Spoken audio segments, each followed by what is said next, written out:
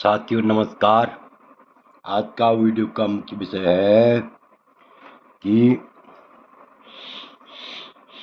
राशि, भाव तथा ग्रह की विधिवत जानकारी।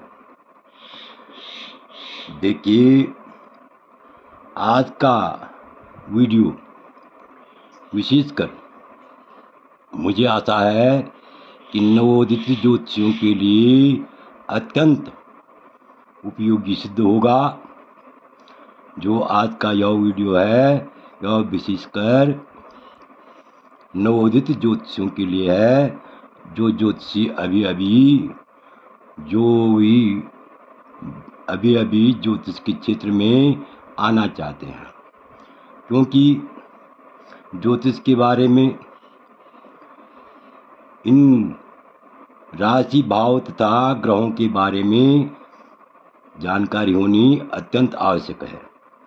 तो देखिए, इससे पहले मेरा आप लोगों से अनुरोध है कि ये आपने अभी तक मेरा चैनल सब्सक्राइब नहीं किया तो अवश्य सब्सक्राइब करने का कष्ट करें, वीडियो को लाइक करें, शेयर करें। तो देखिए, सबसे पहले हमें मालूम होना चाहिए कि राशियाँ कितनी होती हैं। राशियाँ होती हैं 12।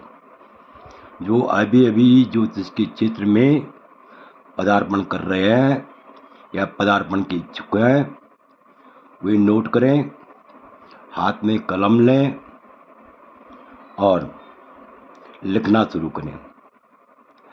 नंबर 1 मेष राशि, नंबर 2 वृश्चिक राशि, नंबर 3 मिथुन राशि, नंबर 4 कर्क राशि, नंबर 5 सिंह राशि, नंबर 6 कन्या राशि, नंबर 7 तुला राशि, नंबर 8 वृश्चिक राशि, नंबर 9 धनु राशि, नंबर 10 मकर राशि, नंबर 11 कुंभ राशि और नंबर 12 मीन राशि। ये 12 राशियाँ होती हैं। कितनी राशियाँ होती हैं? 12 राशियाँ होती हैं। तो अब इन 12 राशियों की इनका तो ये जो है आपको क्रमशः याद करनी चाहिए। ये सभी कितनी राशियाँ होती हैं? 12 राशियाँ होती हैं। ध्यान दीजिए, जब लग्न बनाया जाता है, जन्म कुंडली में लग्न का निर्माण किया जाता है, तो इसमें ये जो है राशियों के क्या होते हैं, ये राशियों के नाम कुंडली में नहीं होते हैं। सिर्फ जो है कुंडली में ग्रहों का विवरण होता है। अब देखिए, राशियों के बारे में तो आप समझ ही गए। तो ये राशियां जो है क्रमशः अंक के आधार पर कुंडली में क्या होते हैं, अंक लिखे हुए रहते हैं। माना कहीं पर 1 है तो मेष राशि के ग्रह हुए, 2 है तो वृश्चिक राशि के ग्रह हुए, 3 है तो मिथुन के हुए, 4 है तो कर्क राशि के में ग्रह हुए, 5 यही 5 में कोई ग्रह है तो ये मानो कि वह जो है सिंह राशि का ग्रह है। इसी प्रकार आप जो है मीन राशि तक अंकों से ही समझ जाएंगे कि किस राशि में कौन से ग्रह विद्यमान है। अब देखिए भाव, अब ये तो राशियां हुई। अब भाव या स्थान, राशि और भाव या स्थान में अंतर होता है। तो भाव या स्थान किसे कहते हैं? जो कुंडली में लग्न होता है, जो कुंडली में माना ये क्या है, लग्न है। तो इसको बड़ी बात समझिए, समझने की कोशिश कीजिए, भाव या स्थान किसे कहते हैं। तो भाव या स्थान जो है, जो कुंडली में जो है ये ग्रह जो है क्रमशः नहीं होते हैं, बल्कि जो है कुंडली में जो भी लग्न आया तो उस लग्न को जो है यहाँ केंद्र में रख लेते हैं। केंद्र के जो है 4 भाव हैं, ये 4 भाव हैं। ये नंबर 1 लग्न, नंबर 2 चतुर्थ स्थान, और नंबर 3 सप्तम स्थान, नंबर 4 दसम स्थान। जो ये बीज के भाव होते हैं कुंडली में, लग्न कोई भी हो, लेकिन जो ये बीज के स्थान होते हैं, ये 4 स्थान लग्न, चतुर्थ, सप्तम और दसम, ये जो है केंद्र कहे जाते हैं। तो सबसे ऊपर का जो है जो केंद्र है उसको लग्न कहते हैं। तो लग्न में कोई भी ग्रह हो, लग्न में कोई भी ग्रह हो, सूर्य हो, यानी ग्रह भी जो है 9 होते हैं। सूर्य नंबर 1 सूर्य, नंबर 2 चंद्रमा, नंबर 3 मंगल, नंबर 4 बुध, नंबर 5 बृहस्पति, नंबर 6 शुक्र, नंबर 7 शनि, नंबर 8 राहु और नंबर 9 केतु। ये जो है किसी भी भाव में हो सकते हैं। ये जो है किसी भी भाव में हो सकते हैं। तो देखिए लग्न, लग्न जो है, जो यहाँ जो है ऊपर का जो केंद्र होता है, यहाँ लग्न के ग्रह रखे जाते हैं। जो है यानी जातक की कुंडली में समय के अनुसार लग्न निकाला जाता है। उसकी विधि मैं पहले बता चुका हूँ, उस वीडियो को भी आप देख सकते हैं। तो लग्न नंबर 1 लग्न, नंबर 2 द्वितीय भाव, नंबर 3 तृतीय भाव, नंबर 4 चतुर्थ भाव, नंबर 5 पंचम भाव या पंचम स्थान, नंबर 6 षष्ठ भाव या षष्ठ स्थान, नंबर 7 सप्तम स्थान, नंबर 8 अष्टम स्थान, नंबर 9 नवम स्थान, नंबर 10 दसम स्थान, और ये एकादश स्थान हुआ, ये द्वादश भाव या द्वादश स्थान हुआ। तो इस प्रकार से आप समझ गए होंगे कि लग्न और भाव में क्या अंतर होता है। तो लग्न कोई भी हो सकता है।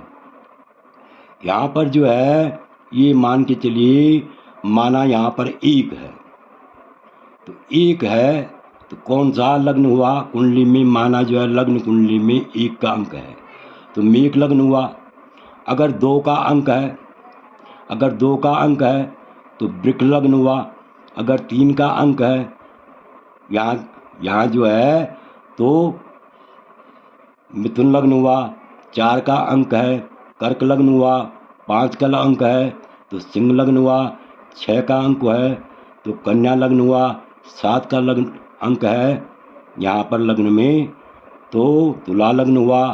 8 का अंक है तो वृश्चिक लग्न हुआ। 9 का अंक है तो धनु लग्न हुआ। 10 का अंक है मकर लग्न हुआ।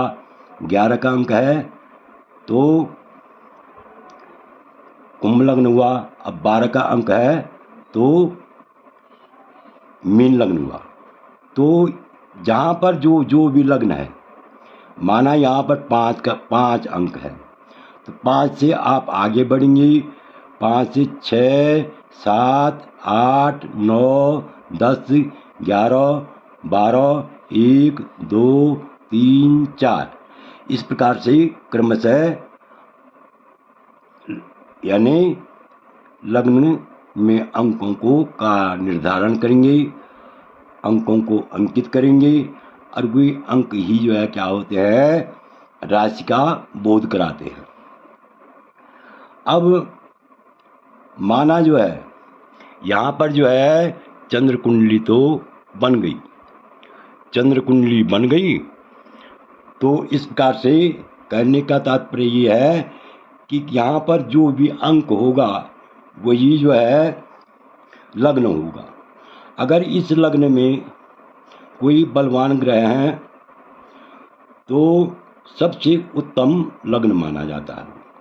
ध्यान देने बात ये है कि केंद्र में जो भी ग्रह आते हैं वे सबसे उत्तम ग्रह माने जाते हैं, शुभ ग्रह माने जाते हैं और जातक को शुभ फल देते हैं। उसके बाद पंचम स्थान की और लग्न की और नवम स्थान की जो ग्रह होते हैं वे भी जो है अत्यंत बलवान माने जाते हैं, अत्यंत शुभ फल देने वाले माने जाते हैं। अब लग्न कुंडली के साथ ही एक कुंडली बनती है चंद्र कुंडली। अब इसके आधार पर जो है माना हमने क्या बनानी है, चंद्र कुंडली बनानी है। क्या बनानी है, चंद्र कुंडली। ध्यान से देखिए, ध्यान से सुनिए, समझ ही गए होंगे आप। यानी लग्न कुंडली के बाद क्या बनती है, चंद्र कुंडली बनती है। अब चंद्र कुंडली कैसे बनती है, लग्न कुंडली के आधार पर ही चंद्र कुंडली बनती है। माना जो है यहाँ पर ये जो है चंद्रमा यहाँ पर है, यहाँ पर मेरा 5 लिखा हुआ है, यानी पंचम भाव में चंद्रमा है। तो आपने जो है सीधा यहाँ जो है 5 से शुरू करना है, अर्थात यहाँ जो है ये पंचम भाव में चंद्रमा है, वो चंद्रमा जो है आपने जो है चंद्र कुंडली में सर्वप्रथम चंद्र लग्न में रखना है, चंद्र कुंडली के चंद्र लग्न में रखना है। यहाँ से शुरू करना है। उसके बाद जो जो ग्रह माना जो है 5 के बाद 6वें में राहु है पंचांग में, तो यहाँ राहु रखना है।